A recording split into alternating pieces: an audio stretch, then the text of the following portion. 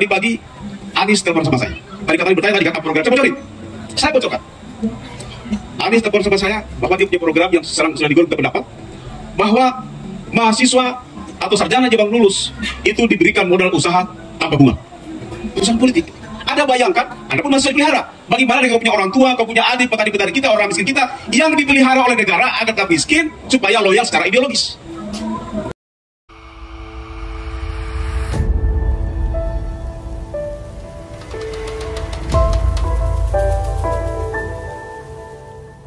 Terhadap tiga pasangan tersebut seperti apa? Terlebih untuk Bung Hapli mungkin dari koalisi Amin ya Bung ya.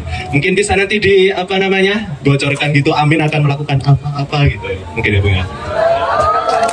Oke. Cukup sekian pertanyaan dari saya, kurang lebihnya mohon maaf dan terima kasih, selamat malam.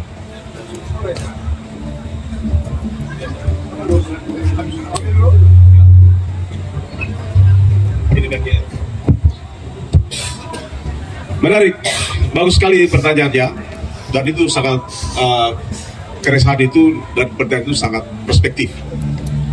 Pertama, yang perlu adik-adik mahasiswa sadari bahwa jumlah milenial termasuk mahasiswa ini hari ini adalah ada 105 juta pemilih.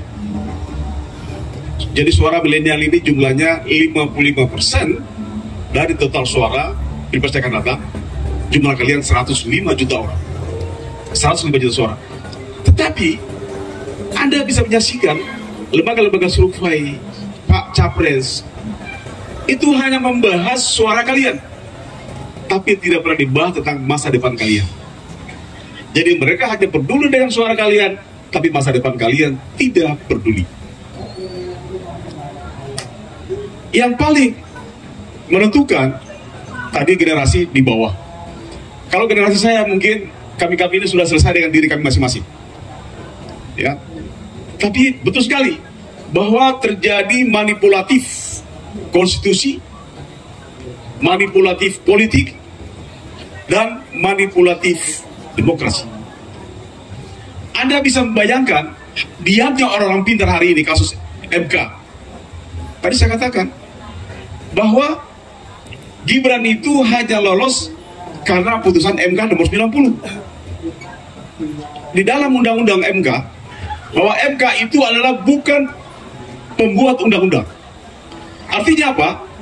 Keputusan MK yang meloloskan Gibran ini rawan untuk digugat.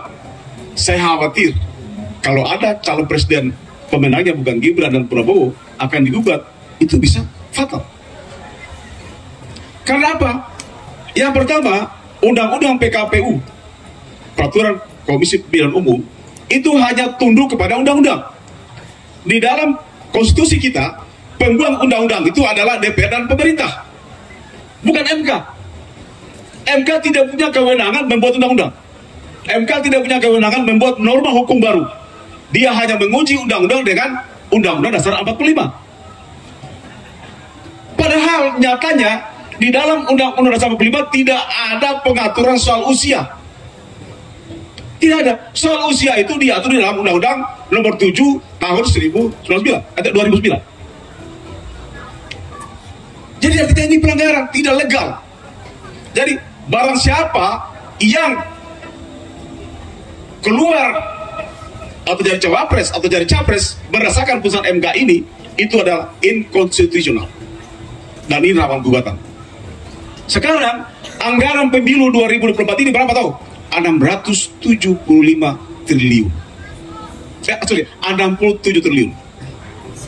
67 triliun undang-undang anggaran pemilu 2024. Hanya menghasilkan berdasarkan keputusan Mahkamah Konstitusi. Dan ini misalnya Anies menang, ini bisa digugat karena ada satu calon yang tidak sah, yang inkonstitusional. Jadi ini adalah permainan kebodohan yang konstitusional. Tapi sayangnya orang-orang ahli tata negara diam. Seakan-akan mengatakan, wah itu putusan MK adalah legal binding. Bukan legal bindingnya dipersoalkan, tapi proses materialis dan formalitas. Jadi keputusan Mahkamah Konstitusi hari ini dan sudah dianulir oleh MK, dianulir secara eksplisit. Mestinya putusan MK itu adalah membatalkan juga output daripada hasil pemecatan yang di kepala Paman Usman itu tersebut.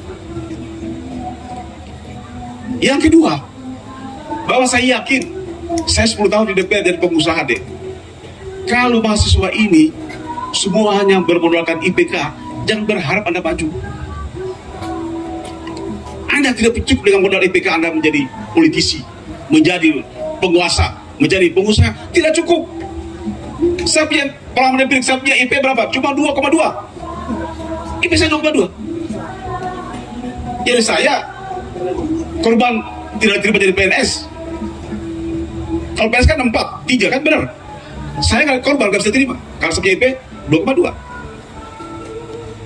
Nah, saya ingin mengatakan harus ada presiden yang terpilih yang berpihak kepada mahasiswa, yang berpihak kepada masa depan mahasiswa.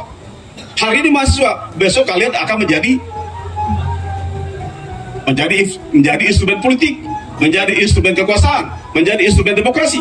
Tapi kalau kalian hanya berangkat dari IPK tanpa memiliki pengetahuan, saya yakin akan tersisih dan kalian akan menjadi beban negara.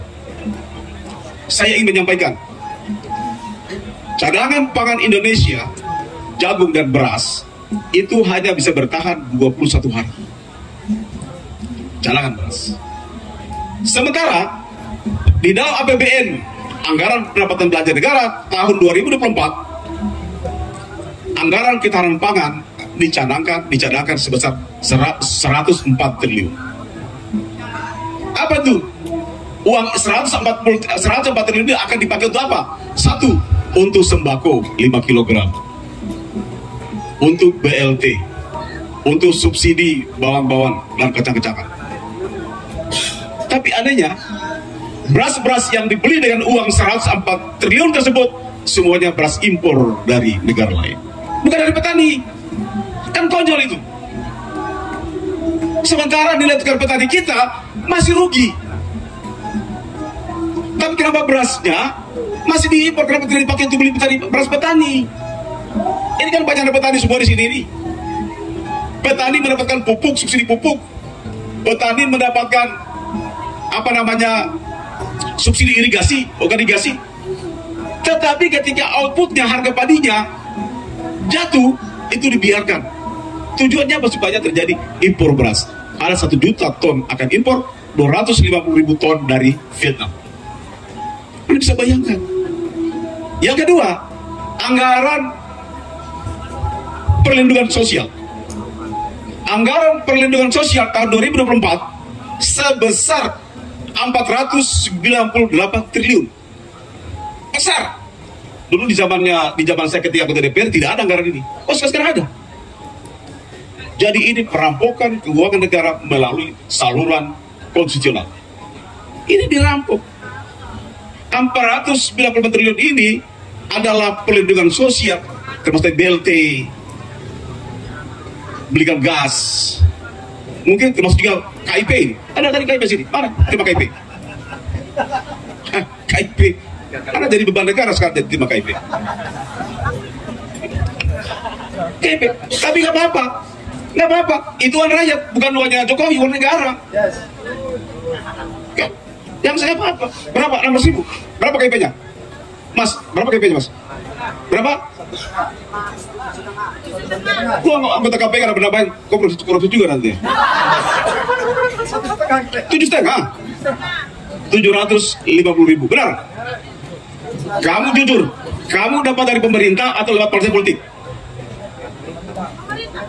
Enggak, iya dari pemerintah. Maksudnya kamu terima dari bank atau dari sekolah atau dari orang-orang yang aku sebagai anggota DPR, sebagai petugas partai?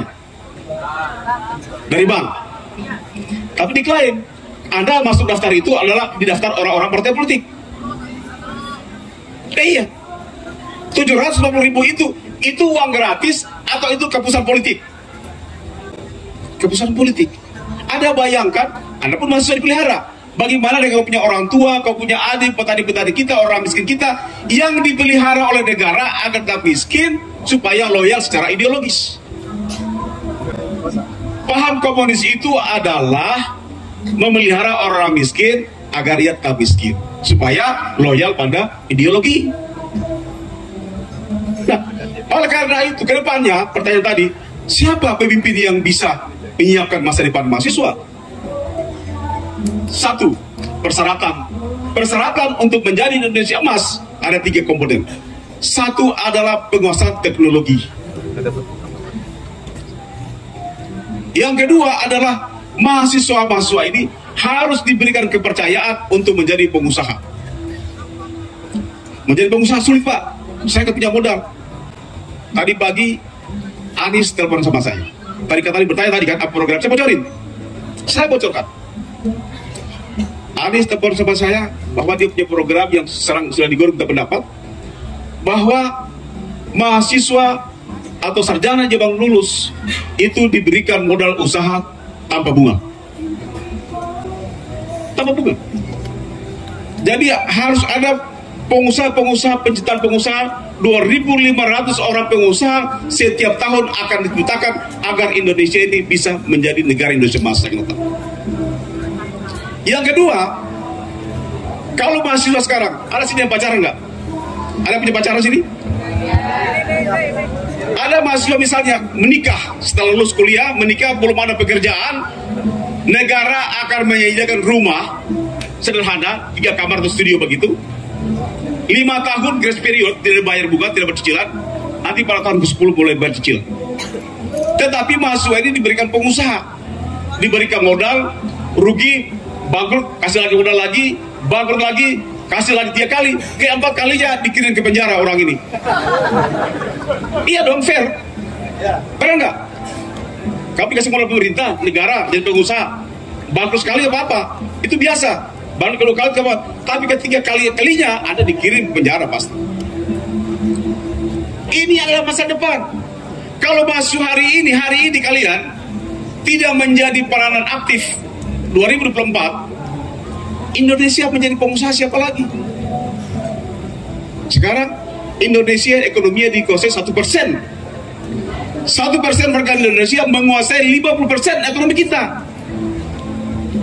Dan pengusaha-pengusaha ini sekarang ini adalah semuanya pengusaha-pengusaha indekos. Tahu pengusaha indekos? 2 warga negaranya. Dulu 98, peristiwa 98, ketika kita terjadi demonstrasi mahasiswa melawan rezimnya Soeharto dulu, itu pengusaha-pengusaha indekos lari semua. Tapi begitu pulang ke Indonesia, mereka menikmati bantuan 600. Mereka sendiri yang membangkrutkan perusahaannya, tetapi ketika pulang ke Indonesia, negara memberikan uang kepada mereka 660 triliun. Oleh karena itu menurut saya tadi, Pak, yang pantas menjadi presiden Republik Indonesia 2024 ini menurut pengalaman saya, empirik saya, pengamatan saya, feeling saya, dan pengetahuan saya, hanya pasangan yang memiliki rekam jejak pernah menjadi gubernur DKI Indonesia, DKI Jakarta, itu baru punya rekam. Kalau kalian punya pengalaman, mari kita uji bersama. Ini pengalaman empirik saya. Mungkin kalian punya pendapat lain, monggo kita diskusikan. Terima kasih. Wassalamualaikum warahmatullahi wabarakatuh.